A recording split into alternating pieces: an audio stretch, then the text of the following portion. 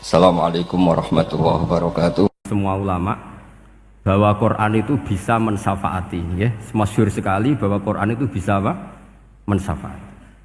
Bahkan syafaatnya Quran itu bedanya dengan syafaatnya Nabi adalah syafaatul Quran ini menghalau atau menghadang orang biar gak sampai kena azab. Tapi kalau syafaatnya selain Quran itu yang sudah kena azab diambil dari azab itu.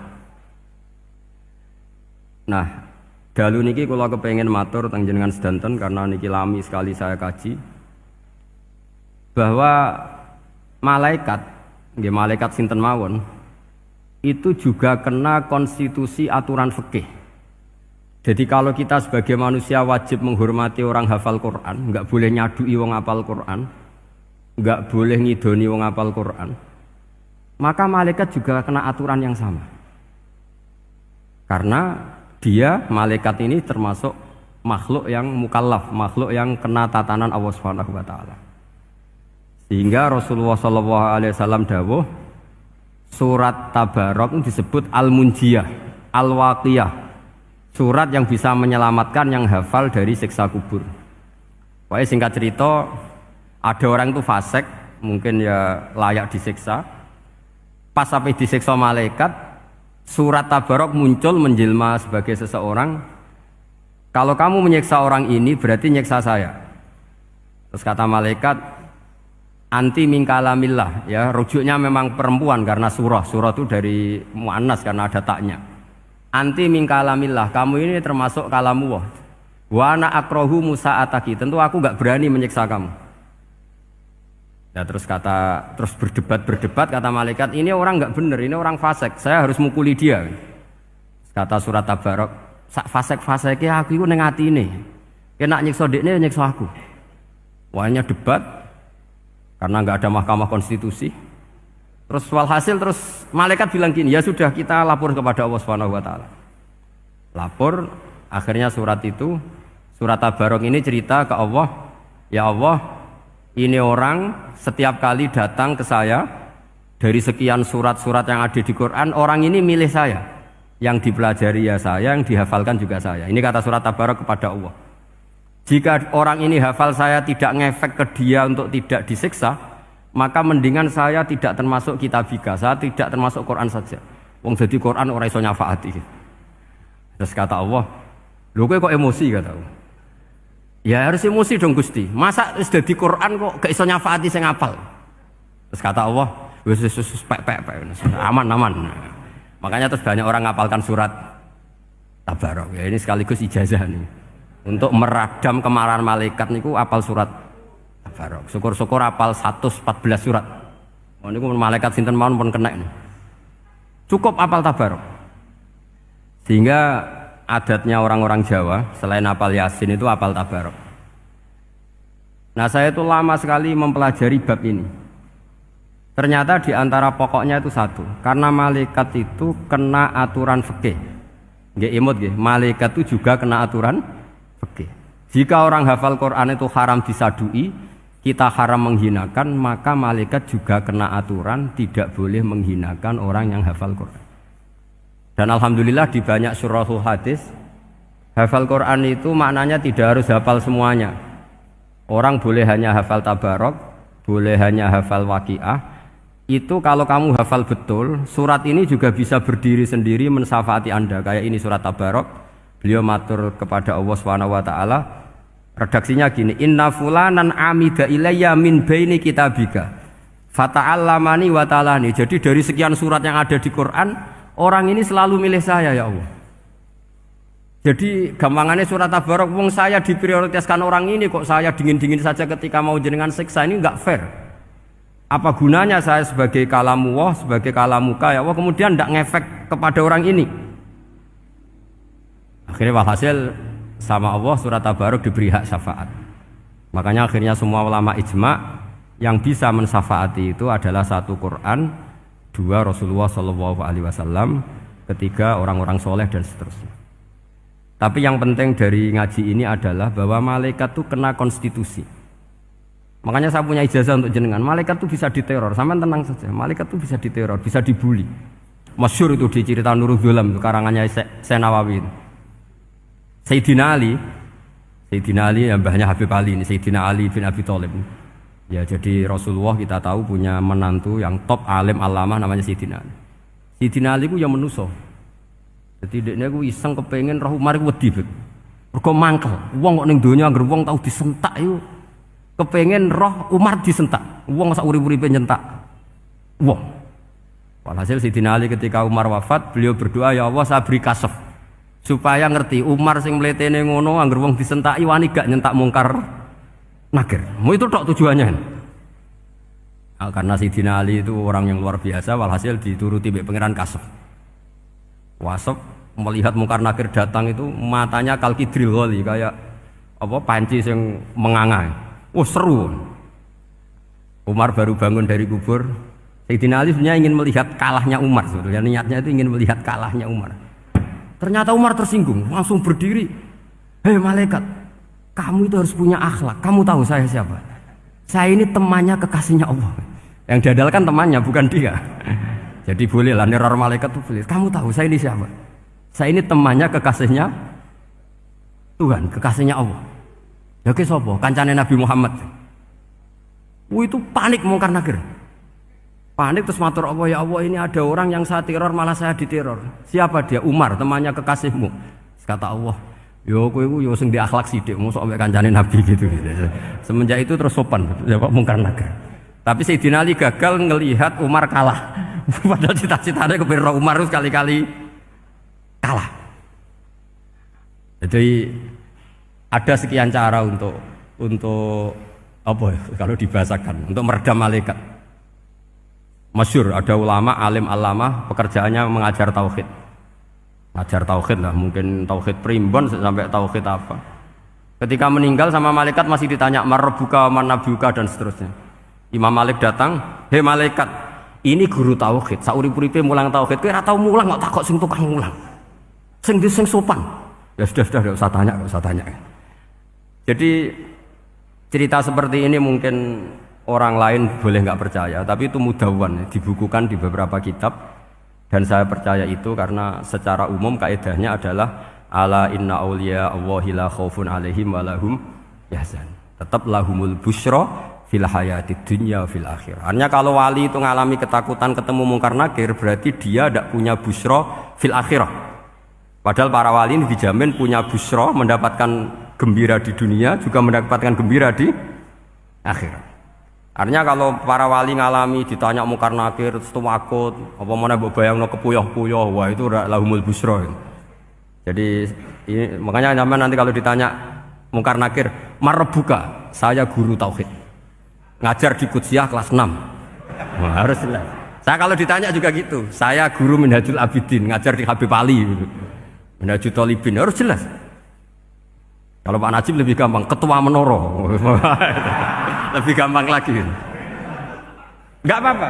Kalau karena malaikat itu ternyata mukallaf. Mukallaf itu kena aturan hukum. Enggak boleh dia selonang-selonong. Kena aturan hukum. Makanya fa inna Allah ta'ala la yu'adzibu qalban wa al-Qur'an. Allah tidak akan menyiksa hati yang ada di Quran. Kalau orang hafal Quran sampai mati, artinya dia membawa Quran. Dan artinya apa? Malaikat kena aturan tidak boleh melecehkan orang yang membawa Al-Quran. Jika surat Tabarak gak terima, ini orang ini hafal saya. Kalau kamu mukulin dia, kena saya. Tapi ini orang fasik. Tapi saya di situ. Kalau mukulin dia, kena saya. Akhirnya kompromi, terus konsultasi bi Allah. Akhirnya dibenarkan surat Tabarak. Ya, terus ini sudah clear ya, lolos ya, mungkar nakir lolos. Baru kayak surat apa? Tabarak. Mungkin-mungkin buatan dites malih, nak dites malih ndredeg keliru ribet. Tapi saya percaya itu ya. Saya tidak bisa membayangkan ya. Ketika Quran disifati Rasulullah SAW bahwa Quran itu syafa', memberi syafaat, kemudian itu tidak ngefek. Saya itu keberatan sekali. Begitu juga apalagi ya, misalnya Rasulullah disifati akrobin nas, ahabbin nas ilallah, kemudian tidak ngefek bisa memberi syafaat. Itu tidak fair. Pasti orang-orang dekatnya Allah ini bisa memberi apa? Syafaat. Karena status kedekatannya Rasulullah SAW diantaranya adalah hak memberi apa? Syafaat. Karena malaikat yang semuanya itu kena konstitusi. Saya punya kitab sarahnya Bukhari banyak saya punya. Itu diantaranya riwayat dari Ahlul Bait dari Sayyid Ali Zainal Abidin Anil Husain an abihi an Rasulillah sallallahu alaihi wasallam. Itu riwayatnya adalah ketika nanti di mahsyar itu ya tidak usah kamu bayangkan ya karena ini bila kaifin walan hisorin. Itu Nabi diantara Jibril dan Allah. Kemudian tentu yang akan masuk surga itu orang-orang yang sudah jelas surganya kayak para nabi, para wali, para habaib, para orang-orang pilihan itu jelas surganya. Tapi apa yang terjadi? Allah itu ya tentu Allah zat yang maha tahu, sudah sangat tahu. Itu Nabi usulnya itu hanya satu. Ai Rabbi. Saya masih apal teksnya. Memang tak apalkan karena ini tak pakai senjata untuk ketemu para malaikat. Bukan ya Rabbi, kalimatnya ai Rabbi. Ai Rabbi ibaduka abaduka fi atrofil ardi. Lho Gusti yang nyembah jenengan bukan hanya orang Kudus tok, bukan orang Menara tok, bukan madrasah-madrasah elit tok, bukan sekolah-sekolah anggulun tok. Banyak orang yang di tengah hutan juga nyembah jenengan. Banyak orang yang kerja di Korea juga nyembah jenengan. Banyak orang dengan segala kemiskinannya juga nyembah jenengan. Tidak hanya orang-orang mainstream ini yang nyembah jenengan. Akhirnya Allah ini terus nyari orang-orang yang gak jelas alamatnya, gak jelas statusnya. Tapi di hatinya hanya masih nyembah Allah Subhanahu wa ta'ala. Ini termasuk berkah dari rahmatnya Rasulullah sallallahu alaihi wasallam. Jadi nanti yang jelas ya tentu akan dapat surga karena posisinya jelas. Yang enggak jelas diusulkan sama Rasulullah, ai Rabbi ibaduka abaduka fi atrofil ardi. Itu luar biasa. Saya pernah ke Korea itu haru karena di sana ya ada yasinan, ada dibaan. Padahal kerja di negara ateis. Itu kalau mereka sholat, itu nyuri waktu makan sholatnya itu di kamar mandi. Ya jangan bayangkan kamar mandinya kayak di sini yang sempit juga. Kamar mandi di kota-kota itu kan mungkin lebih bagus dibanding kamar tidur jenengan. Kayak di hotel-hotel itu kan kalau santri so ngantuk. Saking mewahnya jadi bisa. Kadang ada yang tanya, mosok Gus kamar mandi nek gue sholat mau cuwilik. Iwak kamar mandimu ini kamar mandi. Ya sering do tanya saya itu sholatnya sah apa enggak? Sah, semuanya gitu tak jawab sah terus. Dan itu yang nanti diusulkan Rasulullah sallallahu alaihi wasallam, ai Rabbi ibaduka abaduka fi atrofil ardi. Di luar orang-orang yang mainstream itu ya Allah, banyak orang yang menyembah jenengan. Saya tuh pernah nangis ketika di Bandara Jakarta ketemu orang wireng, serai melarat, jelas melarat. Wireng wis.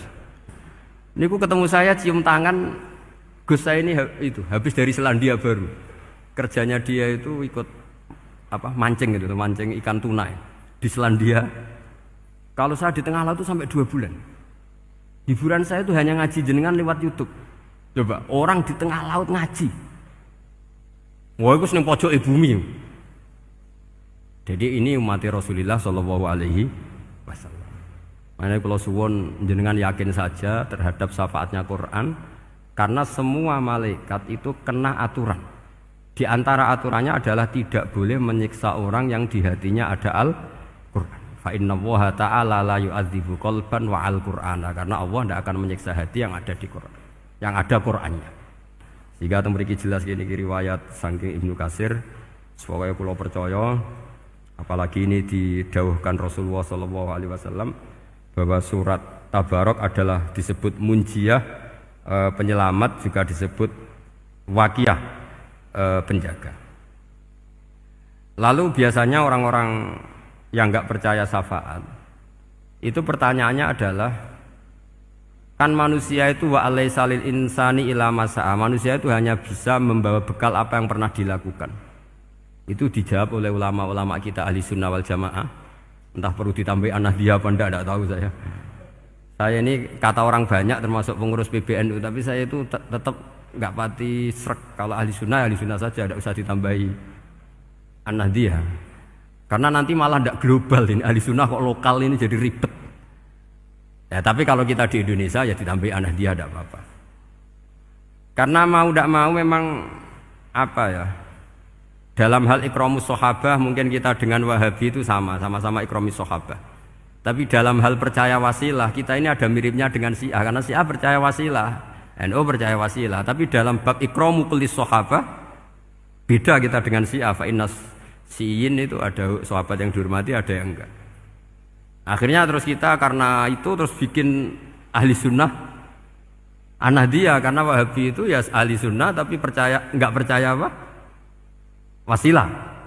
Ya katanya gitu, kata para pakar-pakar. Saya sendiri hanya nirukan, saya enggak punya kepentingan untuk menganalisis itu enggak. Karena pertanyaan di kuburan itu ya gampang, nanti marobuka, manabiuka itu gampang lah. Tapi ada KNU juga, ada nanti Gus pertanyaannya, wama jamiyatuka. Waduh ribet itu, lama-lama wama hizbuka, partai kamu apa? Ribet kan kalau semua orang kreasi nambahin, malah ribet kan. Tapi lewat ngaji ini saya pastikan bahwa surat Tabarok itu luar biasa. Terus saya teruskan. Wa qad rawat Tabrani wal Hafidz Ad-Diya al-Muqaddasi min tariqi Salam bin Sadrusih qala Rasulullah sallallahu alaihi wasallam suratun fil Qur'ani khosomat an sahibiha hatta adkhalathul jannah. Jadi ada surat di Quran yang mati-matian membela yang hafal sampai surat itu memasukkan orang itu ke surga, yaitu tabarakalladzi biyadihil mulk. Ini yang An Ibni Abbas yang qala daraba ba'du ashabin Nabi sallallahu alaihi wasallam khiba'u ala qabrin wa wala yahsibu annahu qabrun. Fa idzan qabru insanin yaqra'u suratal mulki hatta khatamaha. Fa atan Nabiyya sallallahu alaihi wasallam faqala hiyal mani'ah hiyal munjiyah tunjihi min adzabil qabri. Jadi ada sahabatnya Nabi karena kemalaman dia bikin tenda di kuburan. Dia enggak ngira kalau itu kuburan. Ternyata di situ ada orang Sohibul Qabri ini baca surat Tabarok. Baca surat Tabarok. Kemudian peristiwa itu dilaporkan ke Rasulullah. Jawabnya Nabi apa? Memang surat Tabarok itu al-mani'ah, yang bisa menghalau atau menolak azab. Terus hiyal munjiyah, memang surat Tabarok itu menyelamatkan tunjihi min adzabil qabri, akan menyelamatkan orang itu dari siksa kubur.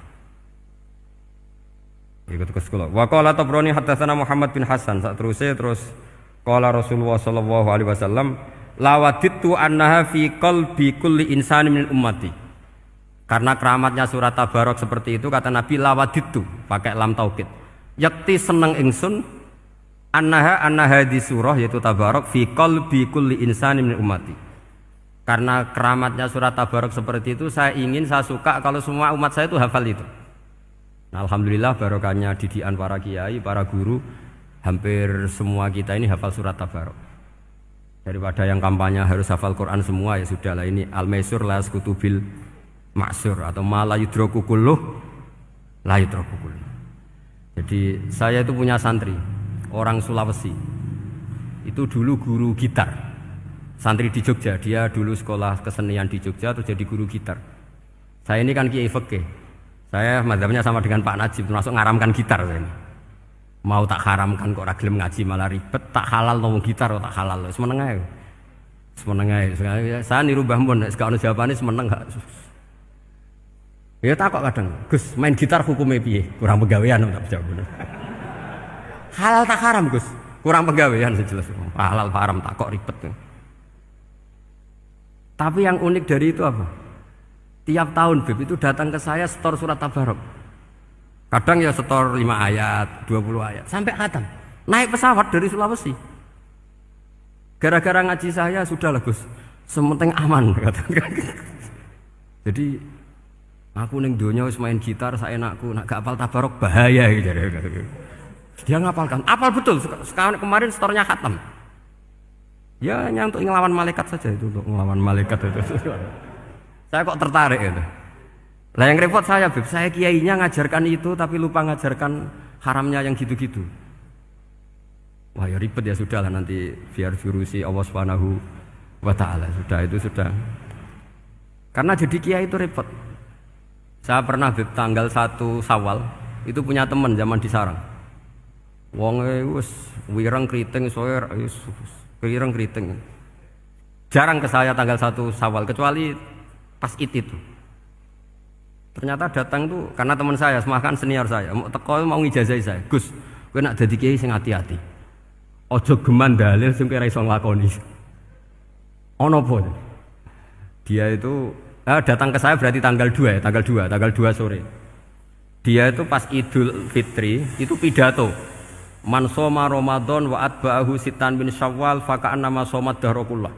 Itu orang lugu-lugu poso. Bareng tanggal loro rono pas wandekne rokokan. Wong lugu-lugu, wah rugi mbah aku poso jebule jenengan ra kena dinut.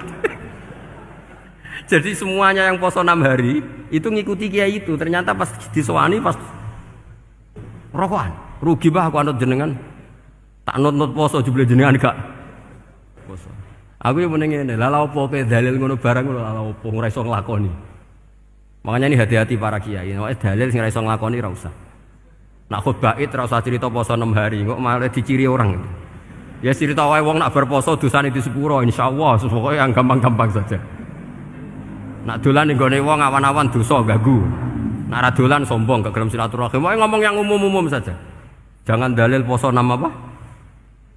Hari itu sekali ada yang nganut ternyata kamu ndak bisa, wah itu repot. Ya jadi saya berharap sekali keyakinan guru-guru kita bahwa Al-Qur'an mensyafaati itu kita terima. Kita terima an ilmin wa an bayinatin wa an hujatin. Kita bukan sekedar terima karena itu dawe guru enggak, tapi satu bayinah. Yaitu logikanya adalah malaikat itu mukallaf. Mukallaf itu kena aturan hukum. Jika manusia kena aturan hukum harus menghormati orang hafal Quran, maka malaikat juga kena aturan yang sama. Yaitu harus menghormati yang hafal Quran. Jadi boleh kamu nanti ketemu malaikat mungkar nakir, sertifikat Iqra khatam, qiraati khatam. Syahadah saya hafid terbaik. Ya supaya dia enggak sembarangan nyiksa kita. Wah aku yakin mesti gak wani, yakin. Jajal sebenarnya. Tapi sampean matur, ojo tes tapi. Karena sekali dites bulet tuh ini. Ya jadi ini jelas ya dawuh Nabi ketika cerita keramatnya surat Tabarok, dawuh Nabi lawaditu annaha fi qalbi kulli insanin min ummati. Waqat rawa hadal hadis Abdu bin Humaid fi musnadihi bi absato min hada. Faqala ada yang cerita lebih detail di riwayat itu fa innaha al munjiyah wal mujadilah tujadilu auto khasimu yaumal qiyamah inda rabbiha liqairiha. Nah ini lebih gampang lagi. Surat Tabarok itu mati-matian bela yang baca. Semoga riwayat ini yang benar, bukan li hafidhiha tapi liqairiha. Sampeyan milih riwayat yang hafal apa yang baca? Baca apa hafal?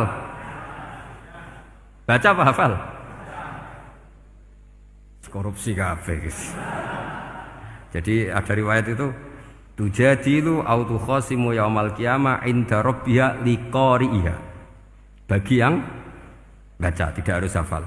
Wa tatlubulahu ayun jiahu min adzabin nar wa yunjiya biha utawayan sahibaha min adzabil qabri. Jadi surat ini akan mati-matian bela yang membaca. Tadi kan riwayatnya hafal, jadi saya terjemah hafal terus. Akhir-akhir kok ada diskon cukup baca ya ini tak ganti karena ini demi jenengan tak cari riwayat paling gampang. Sebetulnya ini enggak etis, kayak ilmu pesanan. Ya tapi ya sudah, memang ada riwayat apa? Liqariha. Akhirnya Nabi ya lagi-lagi menutup dawe lawaditu annaha fi qalbi kulli insani min ummati. Saya suka lawaditu itu pakai lam li taukid itu. Lawaditu annaha fi qalbi kulli insani min ummati. Tapi saya suka sekali kalau itu ada di hati semua umatku. Artinya gini, dari sekian riwayat sebetulnya itu kuat riwayat yang hafal. Karena Nabi selalu menutup dengan ngendikan saya suka kalau itu ada di hati, selalu ada di hati. Itu artinya hafal apa baca? Yo menengah sampe pusat kandhani kok angel teman. Hafal apa baca? Lawaditu annaha fi qalbi kulli insani min ummati. Itu hafal apa baca? Hafal. Ya berarti hafal. Ini yang hafal Tabarok berapa? Semua ya? Hafal semua? Aman berarti, no? Jadi kalau niku gak ada kitab banyak tentang usul fikih. Sebetulnya kepentingan saya itu bukan masalah usul fikihnya, tapi kepentingan bahwa konstitusi ilmu, saya ulang lagi konstitusi ilmu yang difahami ulama ummati Rasulullah sallallahu alaihi wasallam itu ternyata fa innahu ta'ala bahabihim al malaikah. Allah itu bangga sekali dengan para malaikat. Makanya kamu harus ngaji usul fikih, ngaji apa saja. Karena malaikat itu tidak bisa mikir kayak jenengan, yang bisa mikir itu jenengan. Sehingga ketika presentasi cara bahasa sekarang, termasuk keramatnya Imam Amudi, itu ada cerita ini ada di Nailul Ma'mul kalangannya Syekh Mahfud At-Turmusi. Imam Amudi itu ulama top, tapi dia ngajarnya itu matematika. Jadi ulama nggak ngajar tauhid, nggak ngajar tarikh, nggak ngajar pesolatan, tapi ngajar matematika. Akhirnya, tapi di hatinya ini, makanya ulama itu punya sirri bisirri asrorihim al-fatihah itu ya di sini. Di hatinya itu menurut dia, ilmu paling efektif untuk menjelaskan logika tauhid itu ya matematika. Singkat cerita, ketika ketemu para malaikat, ngendikannya Allah, ya Amudi, kenapa kamu sering belajar matematika? Li tauhidika ya Rabbi, supaya saya mentauhidkan engkau. Ajari para malaikat. Jadi malaikat dipanggil semua sama Allah. Hei waya malaikat, hei para malaikatku, dengarkan kajian Imam Amudi. Dengarin semua. Dia nerangkan di bor hanya sedikit. Nisbatusnaini wa arba'atin wa khamsin sampai terus ilal wahid, semuanya nisbatul far'i ilal asli. Wes aku gawe angka cek 1 juta cek 1 miliar, tetep awalnya iku siji. Mbok donya jumlahe cek alam galaksi cek planet wes santek, tetep asal usule siji. Kabeh iku pengembangan nisbatul far'i ilal asli. Liyane zat sing wahid iku kabeh far'un, cabang mintil kal wahdah. Malaikat manduk-manduk kabeh ya, kabeh iku kok Allah. Jadi angka sebanyak apapun itu ya nisbatul far'i ilal asli. Jadi 2 ya enggak asli, yang asli 1. 5 ya sama, 1 miliar ya sama, 1 triliun semua. Berapapun jumlahnya bilangan, semuanya adalah far'un minal wahid. Terus kata Allah, "Oh iki lho ulama aku pinter tenan nerangno tauhid." Nah, malaikat kan monoton. Pokoknya wiridan sudah gitu dok. Akhirnya padahal malaikat ini pernah nggak terima ketika ulama itu masuk surga duluan karena kan wiridane lama malaikat. Tapi ternyata apa? Kata Allah, kowe wiridan terus wajar gak di nafsu. Manusa tak kei nafsu jek eling aku. Akal terbaiknya dipakai untuk saya kata Allah, yaitu untuk litauhidi, untuk mentauhidkan saya. Itu Imam siapa? Amudi. Jadi dia. Terus saya punya kitab, pernah ngaji sama Mbah Mun, namanya kitab Al-Husunul Hamidiyah. Itu ada ulama, itu ahli gambar. Gambar ya gambar. Kitabnya itu bergambar. Kadang gambar wet, kadang gambar wedhus, pokoknya kitabnya gambar. Tapi wong keramat. Dulu kitab gambar tapi hawane hawa tauhid. Nah, sampean kan enggak ngarang kitab primbon. Donga mahabbah. Lah ndekne dhewe Joko Tuwa kok ngijazahi mahabbah. Lucu kan. Ana kiai fakir jal ijazah jal berizki yo ngijazahi padahal ndekne dhewe fakir. Sing repot meneh. Wong ndekne dhewe ra cerdas ngijazahi ilmu laduni. Ribet. Wong ndekne dhewe ra cerdas ngijazahi ilmu napa? Ternyata di akhir kitab itu dijelaskan gini. Fa inna hadhihi suwara, semua gambar ini awaluha min nuqtah wahidah. Awalnya adalah dari 1 titik. Jadi famadarul wujud adalah an-nuqtah, 1 titik. Nuqtatul wujud yaitu Allah Subhanahu wa taala. Mbok kowe gambar seruwet apapun. Wis aku gambar benang paling ruwet sing ra iso diurai. Awalnya 1 titik apa 2 titik? 1 titik. Makanya masyhur dalam dawuh para ulama, Quran dikumpulkan di surat Fatihah. Surat Fatihah dikumpulkan di Bismillah. Bismillah dikumpulkan di titiknya ba. Nah titik ba ini disebut bi kana makana wa bi yakunu mayakun. Karena lewat titik bi ini karena saya yang ada menjadi ada dan karena saya yang mau ada akan menjadi ada. Makanya semuanya itu kembali ke 1 titik, nuqtatul wujud. Kayak apa ulama dulu? Jadi mau bismillah itu gak main-main kan. Bismillah itu eling bae. Ba ini nuqtatil wujud, bahwa kita benar-benar bertauhid. Mbok kayak apa buletnya gambar, mbok kayak apa ruwetnya, tetap dimulai dari 1 titik. Mbok kayak apa jumlah angka-angka itu, dimulai angka 1. Nah, Sampean saya harapkan nanti kalau ketemu Allah itu Allah bangga dengan sampean kon mulang tauhid ning malaikat. Orang yang TPK kon mulang malaikat. Itu cita-cita terbesar saya, kepengen mulang malaikat. Mulang sampean wis bosen yakin wis aku pengen wah keren mulang. Ya, maksudnya aja malaikat kok Jibril, Mikail itu malaikat elit. Sing awam-awam ya sing mboten. Kalau malaikat ini papan atas niku pun alim banget. Saya kenapa ngomong demikian? Saya ini punya tafsir namanya tafsir Al-Qurtubi. Itu Imam Qurtubi termasuk tak anggap mufassir hebat. Beliau ketika ngendikan wa idz qala rabbuka lil malaikati, sak terus walhasil malaikat itu terus protes ataj'alu fiha may yufsidu fiha wa yasfikud dima. Itu kan ada pertanyaan di tafsir itu. Bagaimana mungkin malaikat itu protes kepada Allah padahal malaikat itu terkenal loyal sama Allah, nggak pernah intervensi, nggak pernah gugat. Kenapa ini kok ada cerita malaikat kok gugat atas alu? Jadi Imam Qurtubi, hum awamul malaikah, itu awamnya malaikat, bukan yang kayak Jibril, Mikail. Itu malaikat-malaikat yang nggak ada namanya, awam. Jadi jangan bayangkan yang